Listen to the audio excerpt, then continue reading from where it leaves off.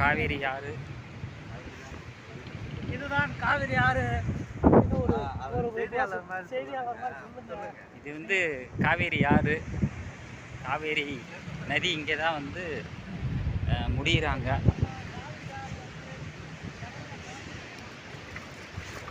இந்த காவேரி ஆறு வந்து பூம்புகாரில், அதாவது காவேரி பூம்பட்டினத்தில் கடலில் கலக்கக்கூடிய இடம் பாருங்க. அலை தெரியுதா? கடல் அலை தெரியுதா?